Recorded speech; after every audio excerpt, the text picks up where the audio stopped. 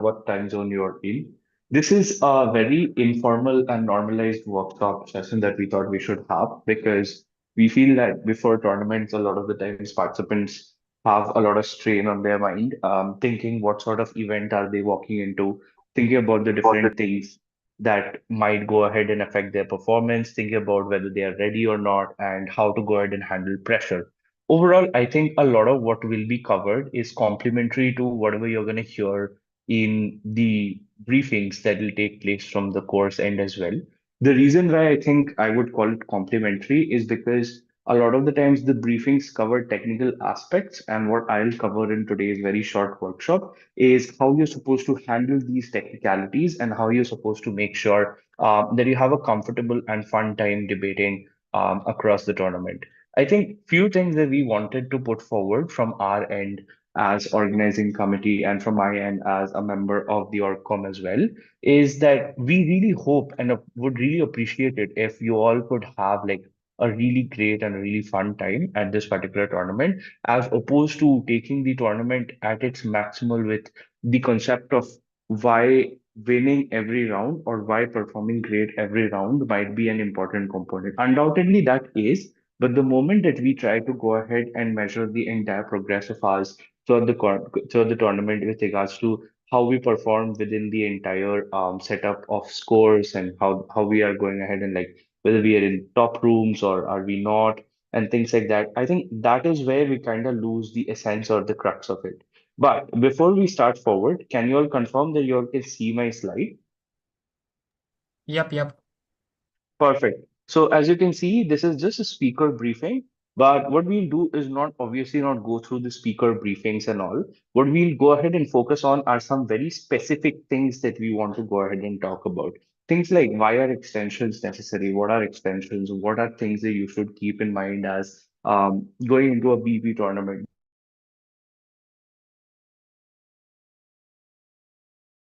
Few things to keep in mind then. First of all, I feel like the moment that people start talking about debates, they forget the entire concept of debates rely heavily on burden fulfillment.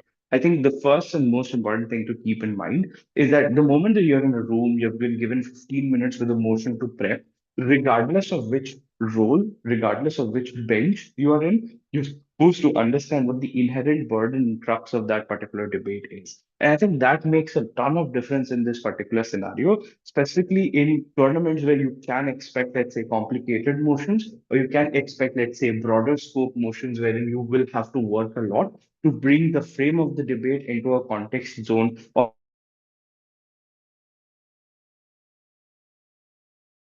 or into a context area that allows you to get with regards to the impact analysis that you're able to draw out of it. And all of this can very easily be tied back or can very easily be traced back to a particular burden analysis if you're able to bring that. And I think that's the first and foremost important thing that you should keep in mind. Understanding what the motion requires out of you is probably something that everybody thinks about at some point in time and then forgets to implement when it comes to the round. And then after that, they regret, oh shit, I should have probably done a little bit more burden analysis or could have done a better burden analysis. And I think that is something that we want to avoid. This is from our end, number one reminder. Make sure you're always clear of the burden of proof that you have. Firstly, as a debater, with regards to what side you're on, what bench you're on, but most importantly, understanding the burden fulfillment that comes with your specific roles as well. So if you're prime minister, if you're leader of opposition, if you're deputy prime minister, deputy leader of opposition, never a bad time to just hash through the things that you're supposed to cover within each of the speeches and to make sure that you are actually able to fulfill said burdens. But before we keep giving you, let's say, a laundry list of things that you're supposed to go ahead and cover within the entire scope of a debate round, I think it would be fair for us to tell you exactly how the hell you're supposed to keep a track of all of this, right? And this is one of the most non-talked about things, but at the same time, one of the most problematic things that debaters have to engage with, note making. I think at some point in time, we all about how we want the round or the speech to progress or how we wish engage with each and everything that has been put forward onto the floor, especially as closing teams. I think this because closing teams, you really think towards the down the line, towards this end of the speeches, they really think that they're going to go ahead and make sure that engage, that they are able to go ahead and continue with the debate with it. But at the same time, at some point in time, you also realize that you're not able to go ahead and cover everything, cover the entire scope. And that is when you feel like the speech itself, even though you're giving the speech, you're probably not in control of what you're trying to go ahead and refute. You're probably specific time to the sort of clashes that you want to talk about. And by the end of the speeches, and I think this reflects a very popular debate meme out there, which shows part of a drawing that's been made extremely precisely and very well. But at the same time, the rest of the drawing is probably a rough sketching because you probably didn't have enough time to draw it out in the full proper manner. That can be tied back to the entire understanding of time frames, making sure that you have note making done proper on your side, making sure that you actually know how much time you want to allocate within the 7 minutes to what components of your speech, what are the things that you want to target, what are the things you want to track across the debate. And I think we'll spend a little bit more time talking about tracking, talking about, let's say, note making, because this is something that generally people are supposed to go ahead and have sorted out within their own selves, but a lot of times they're not able to. And this is where I think it equally applies to judges and speakers. A lot of the times judges intuitively understand the round. Like I feel like it's very often when I sit in a panel, I hear a lot of adjudicators go like, okay, I think this is the call. But the reason I'm not able to point out very many specifics about the call is because I had a rush of a time trying to keep track of whatever was being talked about, rush of a time trying to also like make sure that I'm able to mentally compute whatever is being talked about. But at some point in time, when I've been able to mentally compute and like put my entire energy, time, energy, and effort into understanding what the debaters were talking about, by that time, I was probably a bit too late in writing down what they had said, and we have already moved on to a new point. And all of this makes tracking so much harder. And I think this one issue is not just specifically for the judges. This is an issue that happens to speakers as well. When they think that they're in a room, they're trying to go ahead and engage with everything that's been spoken about. But in top rooms, you have so many things being talked about, so much being brought forward in the debate, the extensions left, right, and center, and you probably don't know how am I supposed to go ahead and make sure the tracking is all right? How am I supposed to make sure that I'm getting everything down on the paper, but not just getting everything down, but also putting it all in my head because you do not necessarily have a lot of reaction time to prepare your speeches before you start. I think this is where note making comes into use.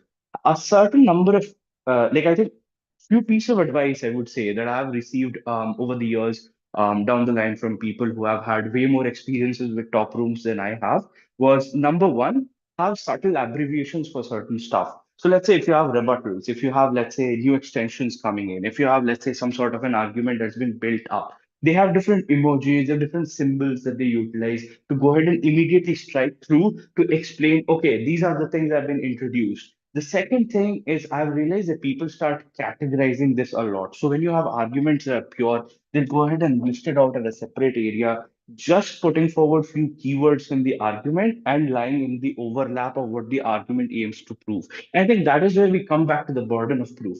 If a judge or as a team, if you're able to understand A, how is another team approaching a said burden of proof?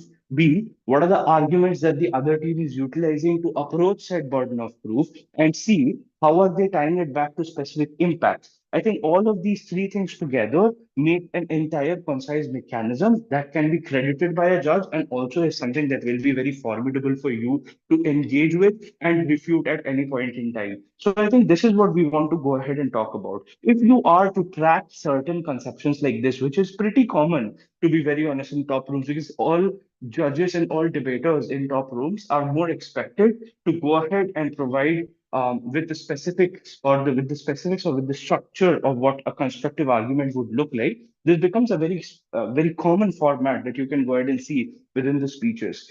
The point that you realize that there's a common section here, you can go ahead and utilize this to make sure that your note making is efficient. If you understand the burden of proof, you can write it down in one line. If you understand the line of argumentation and try to go ahead, understand and summarize the scope of argument within a line or a few words. If you understand what the extension is and the impact is, you can go ahead and note that impact down in like one or two lines, one or two words. The moment that you're able to realize that this is a unique extension, you can utilize certain symbols that make it seem like a unique extension that you can go ahead and point out And B, if you think that this is an extension of what an earlier argument was from maybe the opening half or something, you can just draw a tie-up linkage or some sort of a symbol that you can utilize for that, and then show why this exactly exhibits as something that's already been talked about.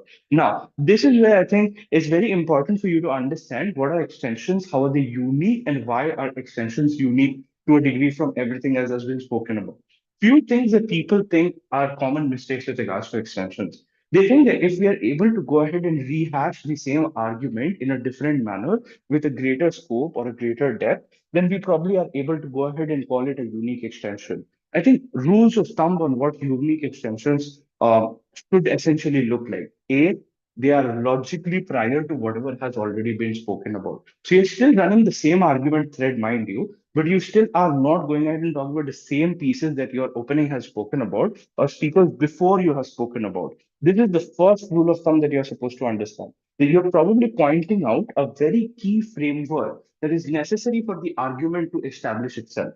That has not been spoken about. And you go ahead and engage with that, or you go ahead and entertain the entire notion of why that entire framework is important for the impacts of this argument to be brought forward. That is where you might have the same impacts, but at the same time, you still are able to go ahead and accrue an extension because of having logical priority on the argumentation that's been put forward. Or B, a very clear extension has extremely new impacts that do not co-opt the impacts that have already been spoken about by the opening half. A lot of the times, what happens is we try to rehash some arguments, make it seem different, but at the same time, the impact of the argument comes out to be same. I think that gets downcredited and downplayed a lot by different judges because judges are more used to understanding like impacts from a unique extension point of view and to understand why essentially unique points of view are important, especially because impacts, if they are not put forward in a very impactful manner, an important manner, in a differentiating factor, I think then it becomes very derivative. And a lot of these judges would probably have a greater time or an easier time just saying that, okay, closing halves are derivative. They're not going ahead and contributing something above and beyond what opening halves have already spoken about. And I think even though they were able to like remodel the argument or maybe draw some more insights within that particular argument, they're probably not able to go ahead and uniquely extend over whatever has been provided. This can be with regards to the argumentative framework, with regards to the mechanism. It can also be with regards to specific impacts. So I think few things, and this is to tie back everything that we have talked about till now, few things that are extremely important that you should keep in mind is number one, if you understand burden fulfillment with regards to the motion itself, you'll have a greater clarity on the sort of impacts that can be derived, which means that you would have an easier time understanding what are the arguments that you necessarily want to go ahead and target, what are the impacts that you probably think are going to derive out of those arguments, and how they are unique from whatever has been spoken about from your opening half, I guess. The second thing is that if you're able to do effective note tracking, then in top rooms or even in normal rooms in general, be it whether you're a judge, be it whether you're a debater, you're able to go ahead and understand whether certain things have been covered, to what degree have they been covered. I mean, it's very normal for opening teams to try and cover all the scopes of the arguments that are there so that they're able to go ahead and make sure that their closing doesn't take over them. I think that is pretty fair, but then closings also have the capacity to go ahead and point out that maybe certain arguments are not well mechanized or well fleshed out, which is where they are going to go ahead and contribute a lot of mechanisms to explain why certain arguments have tangible impacts that should be established and should be credited to them. But also, most importantly, why these are certain aspects that you should probably be able to engage with to a far greater degree, and more important for the entire round in general as well. So I think these are things that you can keep in mind and will probably make your entire time within the debate room easier. If you're able to track the entire debate, it probably makes sense that you'd also be able to understand what are the key pieces of refutations that you have to provide. Why do we talk about refutations then? I think refutations then become very important. A lot of the times, cross engagement with regards to speeches in general is not enough. And I think that becomes a very limiting factor for a lot of speakers because they then are not able to engage appropriately with a lot of speeches. It is very amazing to note that recent WDC manual changes have made an emphasis on how POIs are important for the BP format to exist. I think that is what we want to go ahead and talk about, taking and making sure that you're able to pose very specific critical POI questions is probably something that you should remind yourself of every now and then. And yes, POI questions should not be vague, should not be, let's say, something that only you understand, should be targeted towards specific assumption flaws that speakers have within their cases. POIs are arguably one of the best ways for you to go ahead and make sure that people are able to break down the case that you have. And I think that is something that's very important. So the moment that you're engaging with a POI or offering somebody a POI, you're far more likely to make tangible damage to the cases that they have. And I think that is something that is very important for us to engage with in a debate round, because if you are trying to go ahead and scale up and down the rankings, then POIs are probably a good way to attack somebody else's case. Remember, always attacking cases, not people. Though that's not my part to say it, I guess equity will cover that in equity briefing. But yeah, moving forward, then I think it's very important for us to go ahead and keep actual engagement in the round, and that actual engagement often gets a strong contribution from POIs. All of these things, very minute, but also at the same time very important and amazing if you keep in mind, if you're able to exercise it clearly. But all of these nuances that we are talking about right now pale in comparison to what we essentially have as, let's say, the concept of persuasiveness and why persuasiveness is so important within a BP forum. So, the moment that you think about a motion being dropped in front of you, 15 minutes of time for you to go ahead and probably engage with the motion, think about something, put it out there. What's the most important thing?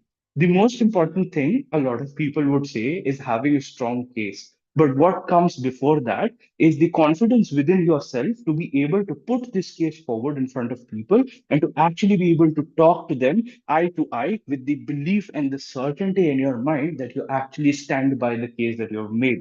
That contributes a lot to the way that you're able to model and frame and deliver your speeches. I know that delivery within BP formats is not explicitly credited as something that's extremely important, but I think confidence goes a long way for people to go ahead and deliver the sort of speeches or the sort of engagement that they're able to deliver. A lot of people, when they gain this internal confidence, are able to structure their speeches in a very crisp manner.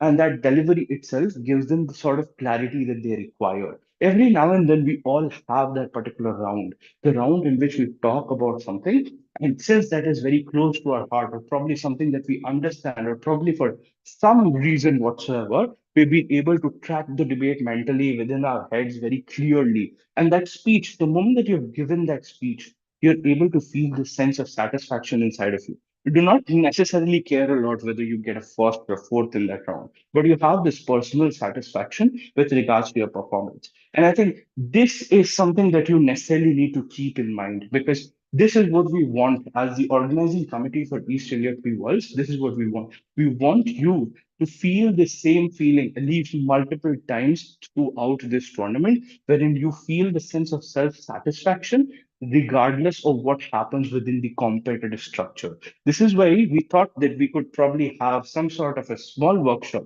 where we emphasize on very few minute points that everybody knows are important, but almost everybody misses talking about, and then almost everybody regrets not thinking about, because they never really had a lot of time to think about the nuances, but also always really kept on doubting their own cases, doubting their own confidence, doubting their own capacity to deliver a speech. I think the last thing that we want to go ahead and put forward in front of you is probably that you all are here, and the initiative that you have taken to be a part of East India Pre-WDC is confidence enough within you. And I think you should go ahead and appreciate the sense of effort that you have made to show up. And I think this effort is something that you should appreciate your for.